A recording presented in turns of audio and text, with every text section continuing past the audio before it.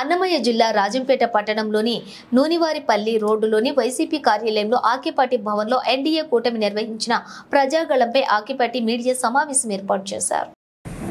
పవన్ కళ్యాణ్ గారు అదేవిధంగా కిరణ్ కుమార్ రెడ్డి గారు రాజంపేట ప్రాంతానికి రావడం జరిగింది.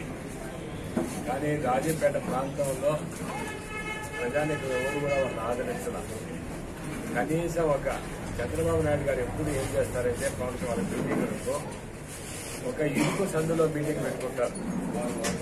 కనీసం అక్కడ 1000 మంది ఉంటేనే అది ఎక్కువగా అవపడతారు. అలాంటి ఇరుకు సందుల్లో మీటింగులు పెట్టి వాళ్ళ వాహనాలన్నీ నిలిపి ప్రజలను అసౌకర్యానికి గురి చేస్తూ నిజంగా ఆ తోపులాట్లో వాడు చనిపినాడు జనం పట్టగానే విధంగా ఒక ఇరుకు అక్కడ ఎవరు కూడా ఒక చిన్న మీటింగ్ కూడా పెట్టడం ఎప్పుడు మేము కనీసం నామినేషన్ కూడా రాజంపేటతో జరిగితే దాదాపు ఒక నామినేషన్ 20,000 మంది వచ్చారు. ప్రజానికి అంతా కూడా స్వచ్ఛందంగా వచ్చారు. చాలా వారి కనీసం 3,000 అంత కూడా మీటింగ్ జనం వచ్చింది దాఖలాలు. అలాంటి మీటింగుల్లో ఆయన జనం ఆదరించలేదని వాళ్ళు ఫ్రస్ట్రేషన్ గురై ఆయన ఏదేదో మాట్లాడాడు. చంద్రబాబు నాయుడు గారు ఆయన మాట్లాడి జగన్మోహన్ రెడ్డిని మాట్లాడాడు ఏదేదో అది ఇది అని. అదేవిధంగా రాజంపేట పార్లమెంట్ సభ్యుడిని ఆయన మాట్లాడాడు.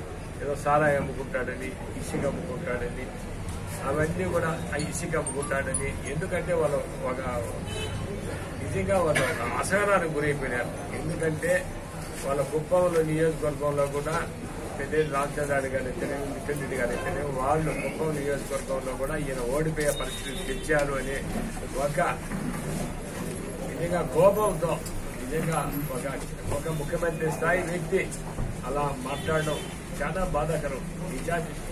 నీచం అలా మాట్లాడడం. సారాయి అమ్ముకుంటారని, ఇకపోతే ఏదో ఇసుక అమ్ముకున్నారని ఏదేదో మాట్లాడినారు. భూములన్నీ కబ్జా చేశారని ఇంకోటి కూడా మాట్లాడినారు. మిథున్ రెడ్డి ఒక ఫ్యాక్షనిస్ట్ అని ఎంతో మంది మాటలు చెప్పారు. నిజంగా రాజంపేట ప్రజానికానికి అంతా తెలుసు మిథున్ రెడ్డి ఎంత సౌమ్యుడో, ఎంత మంచి మనిషో.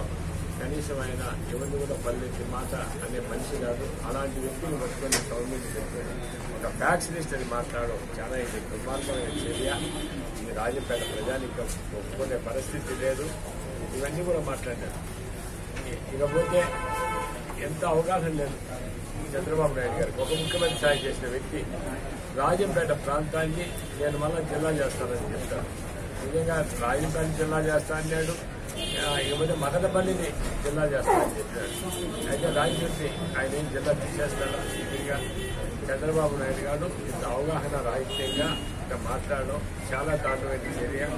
ఇకపోతే ఇవన్నీ కూడా మాట్లాడుతూ ఇకపోతే మన మాధవరంలో ఒక అమ్మాయి చనిపోయి మాధవరంలో ఒక భార్య వాళ్ళ ఆత్మహత్య చేసుకొని వాళ్ళు చనిపోయినారు. నిజంగా అభవం శుభవం తెలియదు వాళ్ళ కూతుర్ని. ఎందుకంటే అది ఎందుకు జరిపినాడంటే ఆయన అతను ఎవరో కట్టా నారాయణ అనే అతను మా భూమిని వాళ్ళ పేరుతో వాళ్ళ కుటుంబ సభ్యుల పేరుతో ఆన్లైన్ చేసుకుంటాడు మా గుడ్డే భూమిని అనేది పెట్టి వాళ్ళు చనిపోవడం జరిగింది. ఆ కట్టా నారాయణకు ఈరోజు నిజంగా లోకేష్ బాబు ఆయన కండువా కప్పినాడు. తెలుగుదేశం పార్టీని ఆయన ఆహ్వానించినాడు. నిజంగా ఈరోజు అలాంటి ఎందుకంటే ఆ అమ్మాయిని పిలిపించి మళ్ళీ ఈయన మాట్లాడిస్తాడు. ఆ అమ్మాయిని మాట్లాడిస్తాడు. వాళ్ళు ఎవరైతే హత్య కాదు వాళ్ళ వల్ల హత్య చేసుకున్నారో వాళ్ళని పిలిచింది లోకేష్ బాబు కండువా కప్పినాడు. చంద్రబాబు నాయుడు గారు ఎంత దారుణం ఇది. నిజంగా ఒకటి ఆలోచన చేయండి. ప్రజానికం మీరు చెప్పేది నమ్ముతారనే ఎవరు ఈ ప్రాంత ప్రజలు నమ్మరు. నిజంగా ఆ అమ్మాయికి పాపం మీరు ఆ అమ్మాయికి మోసం చేసి ఏదో నేను 5 లక్షలు తప్పించినామంటారు.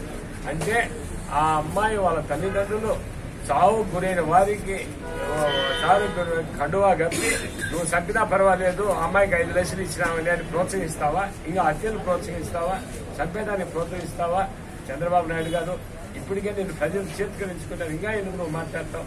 అదేవిధంగా పవన్ కళ్యాణ్ గారు మాట్లాడతారు. ఇంకొక ఆయన ఇచ్చిన స్క్రిప్ట్ చూసి స్క్రిప్ట్ ఎవరో కింద రాసిస్తే మొన్నటి వరకు ఏం చేస్తా ఉన్నారు? అన్నమయ్య ప్రాజెక్టు మల్లికార్జున వరకు తెగిపోయిందని మాట్లాడతాం కదా. ఈసీకి ఎందుకో దానికోసం చనిపోయిందని.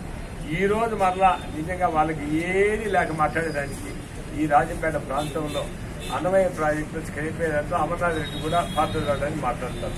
నిజంగా మా ప్రాంత ప్రజలు అసహించుకుంటారని తెలిసే ఎవరెందుకు ఎందుకంటే ఆ ఇసుకలో కానీ ఆ ప్రాజెక్ట్ అంటే ప్రకృతి వైపరీత్యాల వల్ల విపరీతమైన వర్షాలు పడి చెరువులన్నీ చిత్తూరు జిల్లా దిగి కింద దిగి అనవై చేయకపోవడం జరిగింది. నిజానికి అందరూ తెలుసు.